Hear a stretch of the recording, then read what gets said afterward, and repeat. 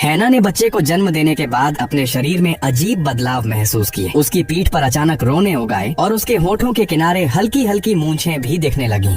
दांत भी पहले से तेज और नुकीले हो गए थे। शुरू में उसने इन सब बातों पर ज्यादा ध्यान नहीं दिया, लेकिन एक घटना ने उसकी सोच बदल दी। एक दिन वह अपने बेटे के साथ पार्क में खेल रही थी, तभी कुछ छोटे कुत्ते अचानक उसके चारों ओर आ गए। हैना को देखकर वे इतने ज्यादा उत्साहित हो गए मानो अपनी ही किसी साथी को पहचान लिया हो। हैना ने इस बारे में ज्यादा नहीं सोचा, लेकिन एक दिन उसके शरीर पर एक अजीब सा फोड़ा उभर आया। उसने सुई से उसे फोड़ा और हैरानी की बात यह थी कि उसमें से लगभग 30 सेंटीमीटर लंबा रेशेदार पदार्थ निकला। इसी के साथ उसकी सूंघने की शक्ति भी बहुत तेज हो गई थी। वह अब साधारण चीजों में भी कई तरह की खुशबुएं अलग अलग पहचान सकती थी। जैसे एक साधारण चीज से भी 8 तरह के मसालों की खुशबू निकाल सकती थी। अब हैना को शक होने लगा कि कहीं वह सचमुच कुत्ते में तो नहीं बदल रही है, जैसे उसकी माँ के साथ हुआ था। उसे याद आया कि बचपन में उसने अपनी माँ को आधी रात को एक जानवर में बदलते देखा था और फिर वह रात के अंधेरे में गायब हो गई थी। उसी रात घर के बाहर अचानक कुत्तों के भौंकने की आवाजें आने लगी। हैना बाहर निकली तो वही पार्क वाले छोटे कुत्ते वहाँ मौजूद थे। पहले तो उसे लगा कि ये कुत्ते खेलने आए हैं, लेकिन जल्द ही उसे अजीब सा एहसास हुआ। वह इस सब को सपना समझकर बेटे से मजाक करने लगी। तभी उसका बेटा एक मरी हुई चूहिया को लेकर घर में घुस आया। हैना दौड़ती हुई दरवाजे तक गई तो देखा कि वहाँ जानवरों की लाशों का ढेर लगा हुआ था। इस वक्त उसे समझ में आ गया कि बीती रात जो कुछ भी हुआ था वह सपना नहीं था। ये जानवर वही थे जिन्हें वह और वे कुत्ते मिलकर पकड़ कर लाए थे। हैना कभी एक शानदार कलाकार और एक आर्ट गैलरी की मालिक थी, लेकिन बेटे के जन्म के बाद उसने अपना करियर छोड़ दिया था ताकि पूरी तरह बेटे की परवरिश कर सके। घर का सारा खर्च अब केवल उसके पति के ऊपर था, जो महीने में बस कुछ दिन ही घर आता था। बाकी समय वह बाहर रहता था। धीरे धीरे हैना का शरीर भी बदलने लगा। उसकी ऊर्जा खत्म होने लगी, आंखों में चमक गायब हो गई। एक दिन जब बेटे की स्कूल मीटिंग में वह गई तो उसने देखा कि बाकी माएं भी उसी की तरह थीं। बच्चों के सामने हंसती हुई, लेकिन अकेले में थकी और मायूस। उसका पति जो जब तब घर आता था बस बातें करता कि वह मदद करेगा, लेकिन हकीकत में हैना को ही सब कुछ करना पड़ता था। एक दिन उसने देखा कि उसका पति मोबाइल खेल रहा है और बेटे को बाथटब में अकेला छोड़ दिया है। गुस्से में हैना ने तौलिया उसके चेहरे पर फेंक मारी। हैना की जिंदगी अब बस बेटे के इर्द गिर्द घूमती थी। उसका खुद का वजूद कहीं खो गया था। लेकिन जब उसे अपने शरीर में इन कुत्ते जैसे बदलावों का पता चला तब उसे लगा कि शायद यह एक आजादी का रास्ता है। सच्चाई जानने के लिए हैना लाइब्रेरी गई और वहाँ महिला लाइब्रेरियन से पूछा कि क्या महिलाओं के जानवरों में बदलने के बारे में कोई किताब है। लाइब्रेरियन एक पल को झिझकी, फिर एक किताब लाई, मिथकीय महिला संगठन। किताब में लिखा था कि प्राचीन काल में एक रहस्यमयी जाति की महिलाएं होती थीं, जो बच्चे पैदा करने के बाद विशाल पक्षियों में बदल जाती थीं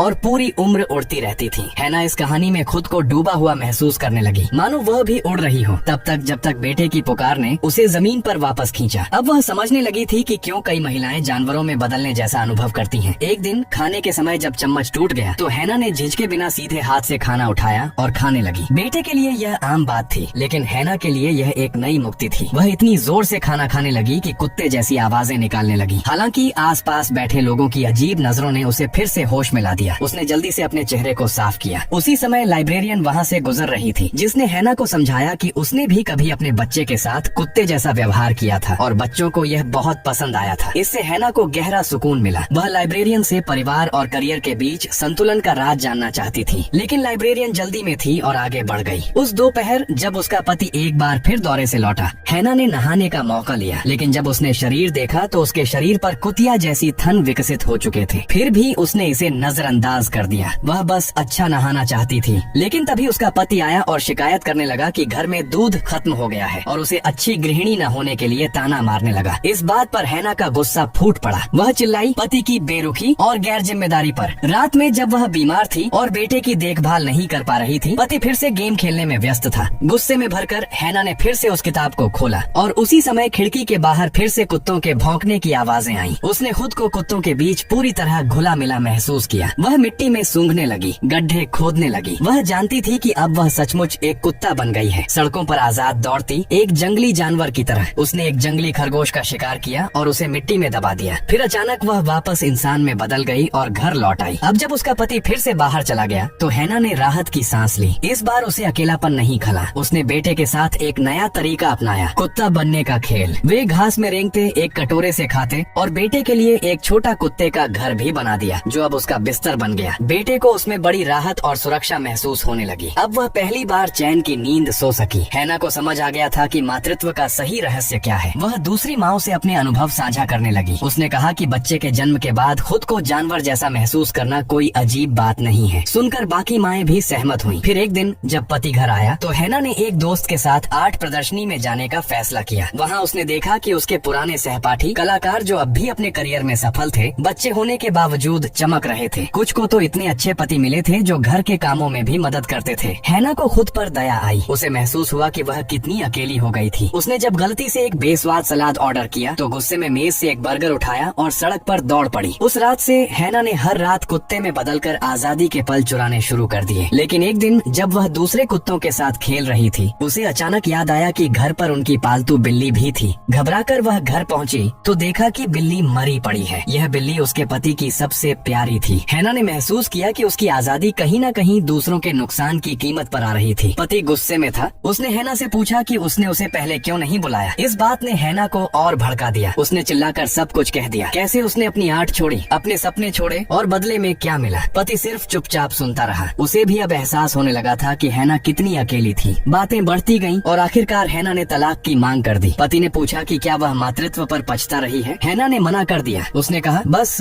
वह अब तक संतुलन नहीं बना पाई थी। अब पति बाहर चला गया। हफ्ते के अंत में बेटा उसके साथ रहता और हैना के पास खुद के लिए वक्त होता, पेंटिंग के लिए, दौड़ने के लिए, दोस्तों से मिलने के लिए। धीरे धीरे उसका शरीर फिर से सामान्य हो गया। अब उसे उस किताब की जरूरत नहीं रही। जब वह किताब लौटाने लाइब्रेरी गई तो उसे पता चला कि वो किताब तो कभी अस्तित्व में थी ही नहीं। लाइब्रेरियन ने मुस्कुराते हुए कहा, तुम्हारी आंखों में फिर से चमक आ गई है। तुमने खुद को फिर से खोज लिया है। मैं तुम पर गर्व करती हूँ। पति भी अब खुद को बदलने लगा था। बेटे के साथ वक्त बिताकर उसे भी घर की कठिनाइयों का एहसास होने लगा था। आखिरकार हैना ने एक नई आर्ट प्रदर्शनी की जिसमें उसने मातृत्व के संघर्ष और सुंदरता को दर्शाया। प्रदर्शनी को लोगों ने खूब सराहा। लाइब्रेरियन भी वहाँ आई। हैना को अब एहसास हुआ कि वह लाइब्रेरियन शायद उसकी कल्पना का हिस्सा थी, उसकी खुद की आत्मा जो उसे रास्ता दिखा रही थी। पति और हैना में भी धीरे धीरे रिश्ते सुधरने लगे। अब उन्होंने मिलकर परिवार और करियर के बीच संतुलन बना लिया था।